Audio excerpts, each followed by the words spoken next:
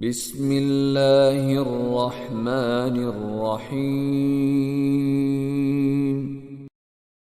اعلموا أنما الحياة الدنيا لعب ولهو وزينة وتفاخر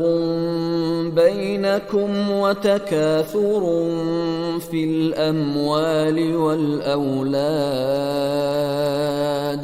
كمثل غيث أعجب الكفار نباته ثم يهيج فتراه مصفرا ثم يكون حطاما وفي الآخرة عذاب